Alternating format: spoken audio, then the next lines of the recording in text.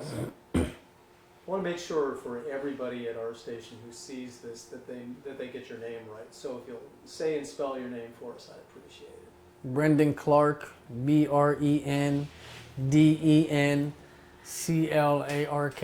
Yeah, Brenden, I'm gonna have to do something. Sorry. Second hold, okay? No. Is that okay?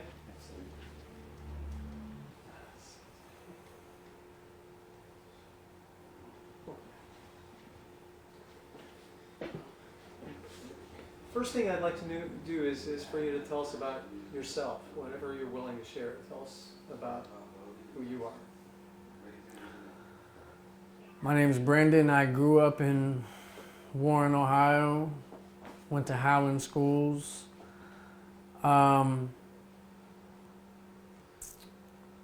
I started struggling with addiction in about 2011. Found recovery February of this year. And you're a father. Yes, I'm a father to an 8-year-old son. I was a father to a 6-month-old son that had passed away about 3 years ago. I still say that I have 2 sons, though, 2 kids. Tell us, I don't want to use his name because I don't want to identify him on the air, but tell us about your son. My son's 8. He's hyperactive. He's a straight A student. He does very good in school. He's just full of life. He's full of energy. He's always smiling. He's always joking. He's got a great personality. He's awesome. Your mom described him as very bright. Yes, he's very bright. He's very smart. He's very mature for his age. You smile when you talk about him. You've got to be proud of him. Yeah, I'm very proud of my son. Tell me about that. I just love him so much. The things that he does just amazes me, you know. I remember looking at some of his homework one time, and it was math problems. It was like, excuse me, it was algebra or something. And I swear, I'm like, whose is this? Where did this come from? And my mom said, that's Cameron's. I said, there's no way. I said, I don't even know what this is. You know, so he's, like I said, he's a straight A student. He does great in school. He's great with other kids. He gets along well with everybody. And his mom. Tell me about his relationship with his mom.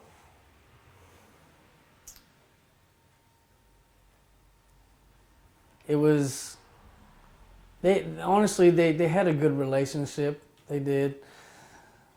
She kept in contact.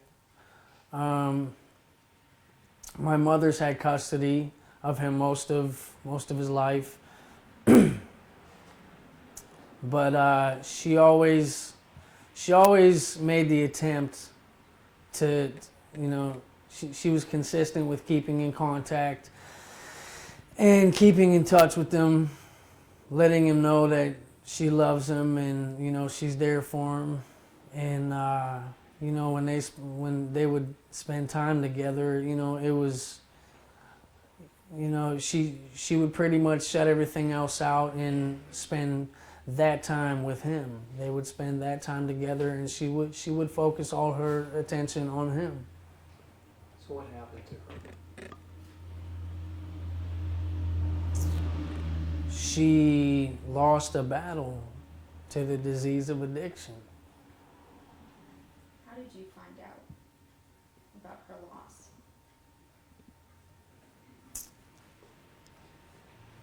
About midnight, between midnight and 1 o'clock, Sunday night, I had gotten a phone call from a friend saying that one of their mutual friends had just left the hospital and told her that she had overdosed and that she was gone. Excuse me. I didn't believe it at first. I didn't want to say anything to anybody until I found out for sure. I didn't even want to think it was a possibility. And, you know, all I could think of was how my son's going to react if this was true. Her family, I'm real close with her brother. I've known him for years. I know him and Lacey were brother and sister and best friends. I literally dropped to my knees and just prayed. I prayed that it wasn't true. I was messaging her, hoping she would message me back, but I got nothing. The next morning, got a phone call from somebody else who was a mutual friend, and they said that they had something to tell me, and I said, listen, I already had heard about this. I said, but don't even get into it if you don't know for sure that this is true. And she said, no, it's very true. She said that she knew for a fact that she had overdosed the night before and had passed. So comes a point at which you realize that somebody has to tell your son. That couldn't have been easy. No, it wasn't.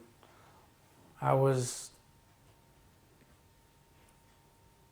stressed out. I was so worried and stressed about what I could say, how I could say it, when I would say it.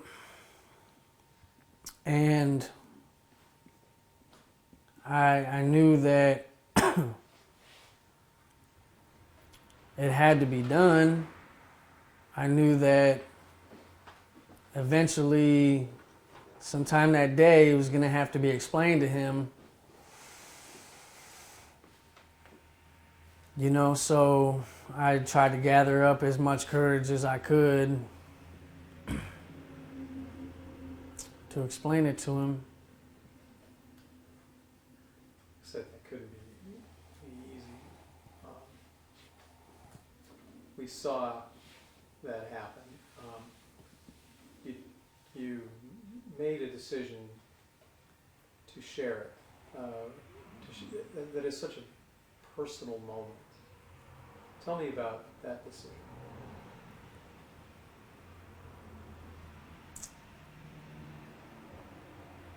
Well, with the epidemic going on and seeing all the things on the news and Facebook with these parents, grandparents, whoever it may be, overdosing with their children in the car, or their children coming home to find them passed out, overdosed on the floor. I had an idea to do what I did,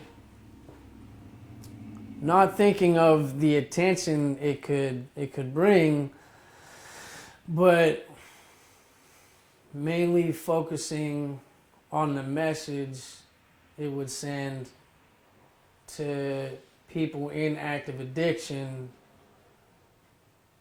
as far as maybe helping them to wake up and see reality for what it is right now at this point in time.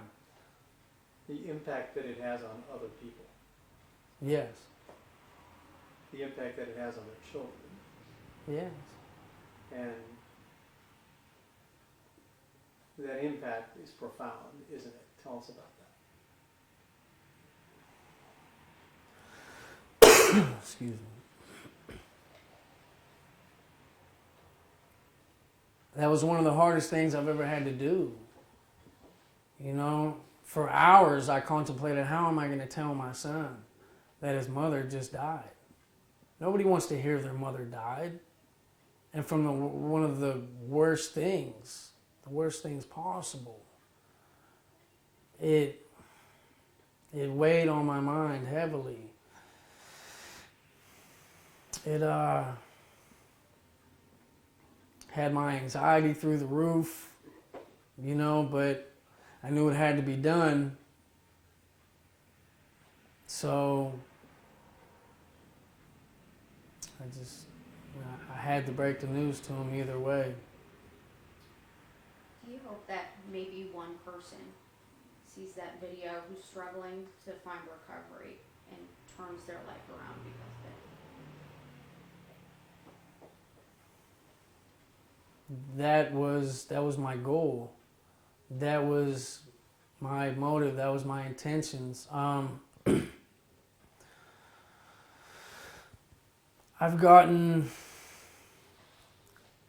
My Facebook actually stopped receiving messages.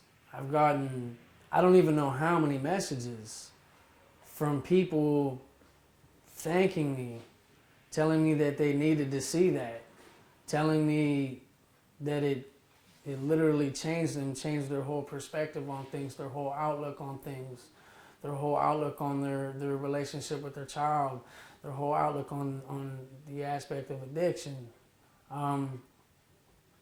I've seen comments, I've seen shares, I've seen posts. When I posted this, number one, I didn't think it would go as viral as it did. And number two, I really didn't think of the negative attention it would have brought with, you know, just as far as doing it on camera, explaining it to him on camera. Well, there are people who have opinions about everything. Can you look past the negative attention if this ends up helping people? Oh yes, definitely. I already am. I'm trying my best to. It eats at me a little bit, but as long as my son's okay and is surrounded by support and love right now, which he is, my son's fine. My son's a regular kid. He's acting like a regular child. Yeah, it bothers him here and there, but he's handling it really, really well. And I have a lot of support right now. I can't even count the people that are telling me that they support me. I have more support right now than negativity. And I feel that's awesome. I feel blessed by it. For your relationship with your son, does he help you in a way that you hope this video helps others, knowing that you're his dad and you're here for him, and maybe now that you're the only parent that he has? Oh, definitely. Definitely. I know I have to step up twice as much now. I know that really, as a parent, I'm the only parent that he has right now that he has to be here to love him besides my mother.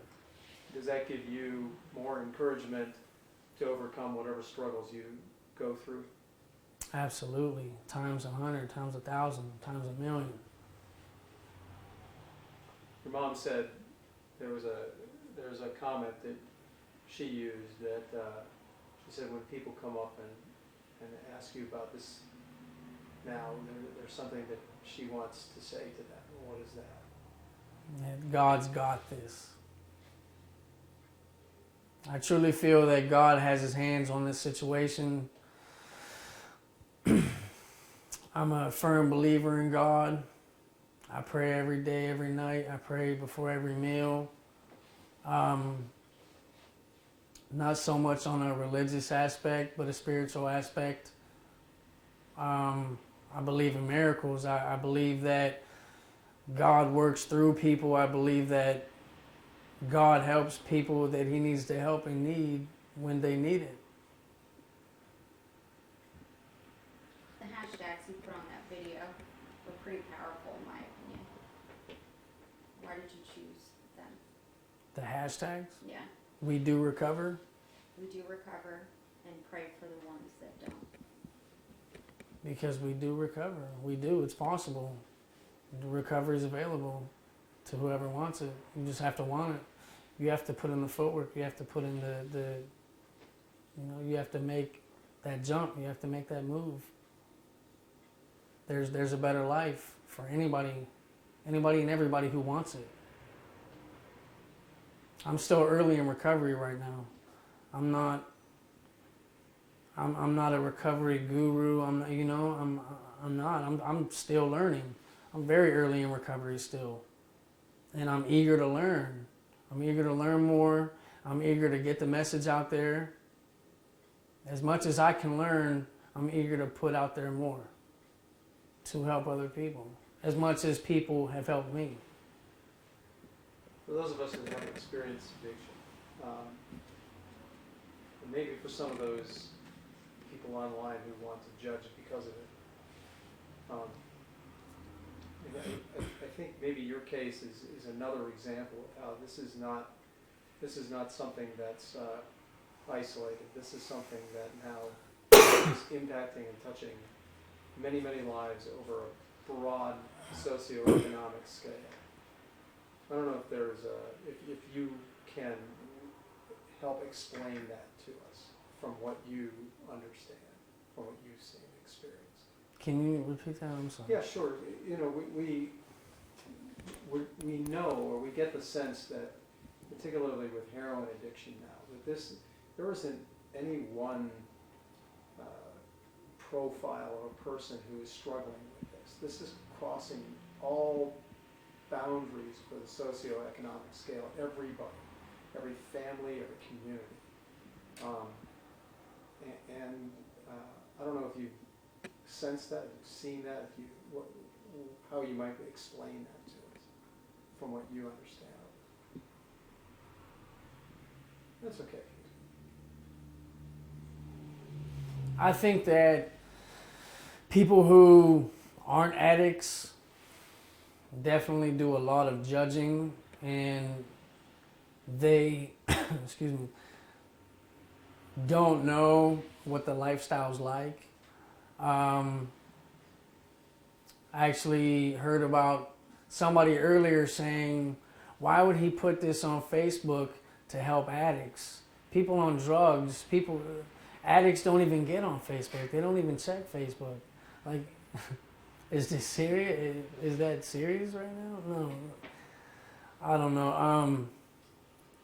Addicts aren't just scumbags that live under a bridge. Addicts could be doctors. Addicts could be lawyers.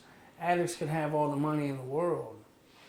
And I think that, having all that would make somebody even more of an addict, because you have the support to support your addiction. We're not, all addicts aren't bad people. Now, one struggling in active addiction, I think that's even worse to judge them, because it is a disease, and once they're able to find that help and find recovery, I just don't think that people should be so judgmental. Now, I did speak with someone from Breaking Point this morning, and he said that he was proud that you posted that video because it could change a lot of lives. It could bring people to the understanding and realization that it is a disease and that addicts are struggling to find recovery. And you said that was your goal, but to know that other people who have never been addicts see the same thing you do, is that enlightening for you? Yes, very.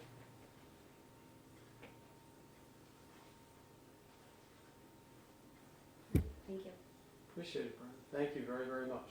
And I hope this helps a lot of people. Me too. But even if it helps one, you know, as I always say, you can count the number of people